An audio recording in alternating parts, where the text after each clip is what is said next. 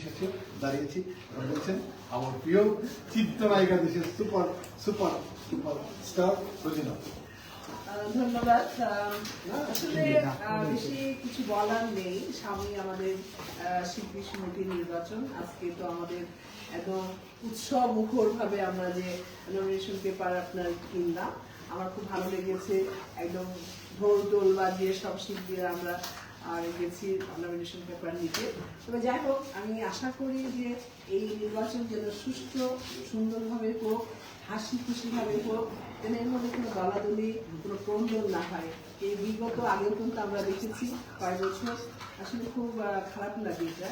মানে আমাদের শিল্পীদের মধ্যেই কোন্দল কেন থাকবে, এই দলাদলি কেন থাকবে? হ্যাঁ, একটা শিল্পী সমিতি আছে, এখানে একটা ইলেকশন হবে, দুটো দল তো দাঁড়াবে, তারাও শিল্পী আমরাও শিল্পী, তাই নাকি? তা সেখানে মনে করেন যে কারো হার আছে, কারো জিত আছে, তারপরে খুশি মনে এগুলো মেনে নিয়ে সবাই একসাথে আমরা কাজ করবো শিল্পীদের জন্য, আমাদের জন্য, এই সমিতির জন্য, তাই না? একটা প্ল্যাটফর্ম আছে যেন আমরা এসে বসতে পারি, আর এখানে সবার সাথে দেখা হয়, আর সুখ দুঃখের কথা বললাম, কে কেমন আছে একটু খবর নিলাম, জানলাম, তাই নাকি? এই জন্যই কিন্তু আমি মনে করি যে শিল্পী সমিতিটা, আমি আশা করবো এবারও ইলেকশন হচ্ছে একদম যেন উৎসব মুখর হয়, এই পরিবেশ যেন সুন্দর থাকে, ভালো থাকে। আমি চাই যেন অপোজিট যারা আছেন ওরাও কিন্তু ওরাও আমাদের শিল্পী, যেহেতু যেন আমরা একসাথে কাজ করতে পারি। আপা, এই নির্বাচনে আপনি অংশগ্রহণ করছেন কিনা একটু যদি দয়া করে ক্লিয়ার করতেন। হ্যাঁ, অবশ্যই করছি। আমি আসলে কোন পদ বলবো, করতে চাচ্ছিলাম না, কিন্তু শিবা, তারপর জয়, তারপর পায়েব, তারপর আরো যারা আছে, আগেও যারা ছিল, আমি আগেও ছিলাম শিল্পী সমিতিতে, ওগুলো করতে চাচ্ছিলাম না, কারণ হলো সময় দিতে পারি না। অনেকে বলে আপনি কেন বড় পদে থাকেন না, অমুক না তমুক না, আসলে বড় পদে থাকাই তো বড় দায়িত্ব, তাই নাকি? যার জন্য কিন্তু আমি কখনোই ইলেকশনই করতে চাই না। আমি চাই আমি আছি, অসুবিধা নেই। এইবারও কিন্তু তাই বলেছি, তারপর ওরা আমাকে ধরেছে, আর এবার সেবা, তারপরে আপনার জয়, তারপর তার একটা আগ্রহ ছিল, পলি, সবাই মিলে আপনার আলিরাজ, সবাই মিলে বলছে না থাকেন, আমরা সবাই মিলে থাকি, আমার মনে হয় ভালো হবে আর কি। মানে আমাদের টিমটা ভালো হবে, ওদের টিমও ভালো আছে, খারাপ কিছু কারণ আমি বলতে চাই না, কারণ ওরা তো আমাদেরই শিল্পী, চলচ্চিত্রেরই মানুষ। এবার আমি দাঁড়িয়েছি, কিন্তু বাট কি বলবো, যে দাঁড়াতে চাইনি, তারপর দাঁড়িয়েছি। তারপর যখন দাঁড়িয়েছি, সবাই যেন মানে ভোট দিয়ে আমাদের দলটাকে আপনার জয়যুক্ত করে আমরা যেন সুন্দর মতো কাজ করতে পারি, এটাই আশা। আপা, আপনার পদটা কি আর কি একটু যদি ভাই ভাইস প্রেসিডেন্ট। ওয়াও, এবার দিয়েছে আমাকে ভাইস প্রেসিডেন্ট। আমি বলেছি দরকার নেই ভাই আমার ভাইস প্রেসিডেন্ট হওয়ার, আমাদের দরকার আছে, কারণ হলো কি সময় দিতে হয় তো, তাই না? যে একটা দায়িত্ব থাকলে কিন্তু সেখানে সময় দিতে হয়। আমি আসলে সময় অতটা দিতে পারি না, আমার পারিবারিক কাজ আছে, তারপর আমি বিদেশেও বেশ ঘোরাঘুরি করি, সব মিলে এখন এই যে আপনার 22 তারিখ কিন্তু কলকাতায় যাচ্ছি, আসবো 1 তারিখের মধ্যে ইলেকশন প্রচারণা আছে, তো ওরা করবে আমার প্রচারণা, আমি আশা রাখি আর কি। তো তারপর আমি এন্ড অফ জুলাই যাচ্ছি আমি লন্ডন, এখান থেকে কানাডা, আমেরিকা যাবো, এখানে 2-3 মাস থাকবো, আবার আসবো ঢাকায়। যার জন্য হয় কি মানে সব নিচে মিলিয়ে আমি একটু ব্যস্তই থাকি, যার জন্য অত গুরু দায়িত্বে থাকতে চাই না আর কি। এইবার আছি, চেষ্টা করবো দায়িত্ব পালন করার জন্য। পলি আপুর কাছে যাই, একটু আপু বলবেন যে এবার আন্তর্জাতিক বিষয়ক সম্পাদক এই পদে লড়বেন, মানে কেমন লাগছে শিল্পী সমিতির? হিসাবে বলবো যে সুন্দর আচরণ, সুন্দর ব্যবহার, বেশি মানুষের সম্পদ সঞ্চয়, যেটা কিন্তু টাকা দিয়ে কিনতে পারা যায় না। আমাদের এবার শিল্পী সমিতির প্রধান স্লোগানই থাকবে আবেগ দিয়ে নয়, বিবেক দিয়ে আমরা আমাদের যোগ্য প্রার্থীকে ভোটে জয় করব। আর রোজিনা আপুর সাথে একটি কথা আমি শেয়ার করি। আপুর বাসায় সেদিন জন্মদিন ছিল, সবাই আমরা অনেক তারকারা ওখানে সম্মেলন হয়েছে, আপুকে কেটেছি, এবং আমি মনে মনে ডিসিশন নিয়েছি যে যদি রোজিনা আপু দাঁড়ায় তো তার পাশে দাঁড়াবো। তো আপু মোটেই চাচ্ছিল না যে ভোটে এবার ইলেকশন করবে, বাট আমি আমার হাজবেন্ড আরো সবাই মিলে তাকে অনেক রিকোয়েস্ট করছি, তাকে মানানোই যাচ্ছে না। ওরা আমি কি করছি, আপু একটা চুমা দিচ্ছি, আপু বলে কি আচ্ছা ঠিক আছে করবো। এই হচ্ছে আপু। আমি শিল্পী সমিতির একটি ঐতিহ্য আছে, শিল্পী কথাটার ওজনটা অনেক উপরে। শিল্পীদের জন্য পুরো বাংলাদেশের আনাচে কানাচে মানুষ আমি দেখেছি হুমড়ি খেয়ে পড়ে। সেই শিল্পী সমিতির শিল্পীদের নিয়ে যখন একটি ইলেকশন হয়, তখন অবশ্যই সেখানে যারা অরিজিনালি শিল্পী, পর্দায় যাদের দেখে স্বপ্ন দেখে বাংলাদেশের জনগণ, তারা যখন ইলেকশনে পার্টিসিপেট করে, তো নিশ্চয়ই সেই প্যানেলটি অবশ্যই অনেক তাৎপর্যও থাকে, মাধুর্যও থাকে এবং জাঁকজমকও থাকে। তো শিল্পী সমিতির যে শিল্পীর তাৎপর্যতা, সেটার বহিঃপ্রকাশ হচ্ছে আমাদের রোজিনা আপু। অসংখ্য সিনেমা আছে, কিংবদন্তি।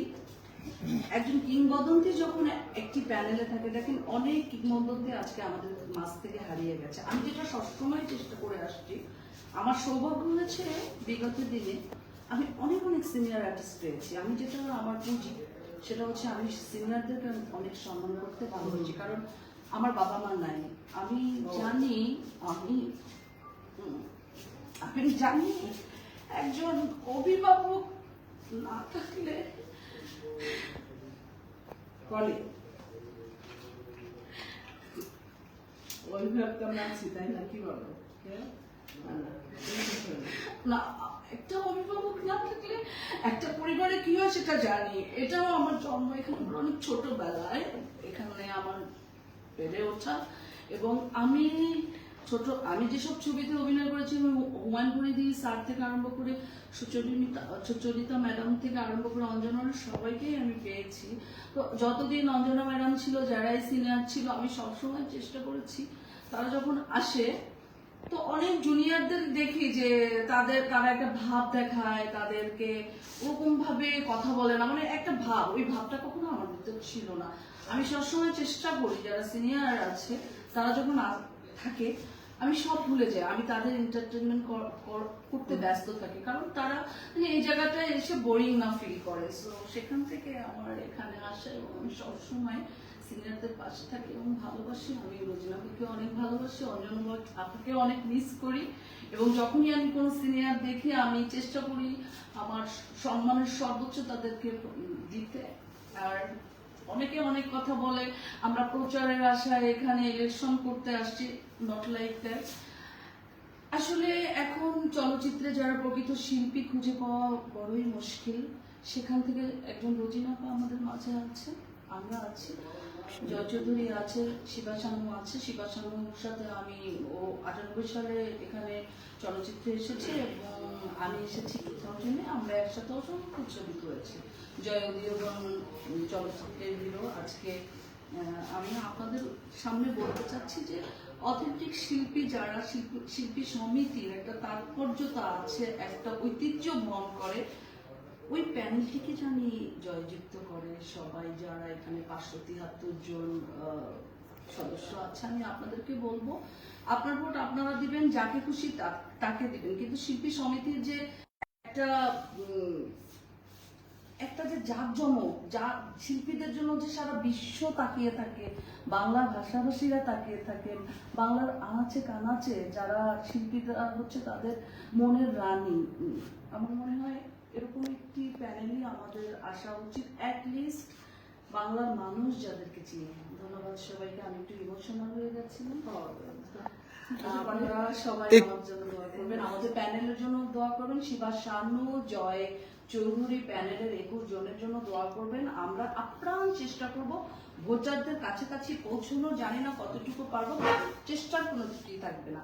ধন্যবাদ। আপু একটা মিনিট শুধু, হ্যাঁ আপু একটু বলেন।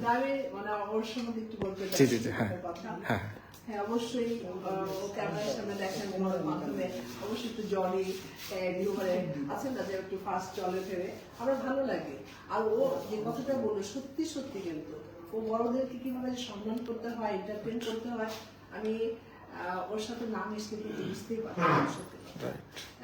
তোকে আমি ছোট বোনের মতো কিন্তু স্নেহ করি, ভালোবাসি। আমার কোনো কথোপকথন হলে আমার চলচ্চিত্রে অনেকের সাথে জানা অবশ্যই, আর আগেকার তো যারা আছেন এখন অবশ্যই কথোপকথন হয়, তবে জুনিয়র হিসাবেও আমি সবসময় কিন্তু ওর সাথে কথোপকথন করি। রং চাই, আমরা ঘন্টার পর ঘন্টা কথা বলে। আমার মনে হয় না আমি সিনিয়র বা জুনিয়র, এমন ভাবে মিশি আর কি। যাই হোক, ইমোশন হলো, দেখো তোমার অভিভাবক অবশ্যই আছে, আমরা তো আছি, তাই না? কেন তুমি ইমোশন হও? মা বাবা আমাদেরও নাই, সবাইকে যেতে হবে, এটাই নিয়ম। হারিয়েও কিন্তু ভালো মতো বেঁচে থাকতে হবে আর কি। আর একটা যেটা কথা বললো ও যে প্রচারের জন্য, আসলে ওই যুক্ত নাই এখন যে প্রচার করবে আমার মিডিয়ার মানুষ, যার জন্য আমি মানে প্রচারিত হবো, এটা কিন্তু নাই। যার যার প্রচার করতে সে করতে পারে, এটা আপনি নিজেরাই দেখতে পাচ্ছেন, তাই না? যে গণমাধ্যম এত প্রখর, ফেসবুক আছে নিজের হাতের মুঠোর মধ্যে, আমার প্রচার তো আমি করতে পারি, সে যেভাবে হোক না কেন। হ্যাঁ, ভালো কিছু দিয়ে করতে পারি, মন্দ কিছু দিয়ে করতে পারি, তবে হ্যাঁ এটা আমরা তো মন্দ কিছু দিয়ে করতে পারবো না। কিছু ভালো ভালো ছবি দিলাম, কিছু ভালো কন্টেন্ট করলাম, বা কোথায় গেছি সেগুলো প্রচার করলাম, এটাও তো একটা প্রচার, এটাও তো গণমাধ্যমের মধ্যে মানুষ দেখতে পাচ্ছে, তাই না? তো প্রচারের আশায় কিন্তু আমি আমার ব্যক্তিগতভাবে আমি বলতে চাচ্ছি, অবশ্যই অনেক আমার রেসপেক্ট নিয়ে কথা বলছি, সম্মান নিয়ে কথা বলছি আমার গণমাধ্যমে যারা আপনারা আছেন। তো এখন হয় কি, না হলেও হয়, না হলেও হয়, নিজের প্রচার নিজের করতে পারে, তারপরে অবশ্য গণমাধ্যম দরকার আছে, প্রয়োজন আছে আর কি।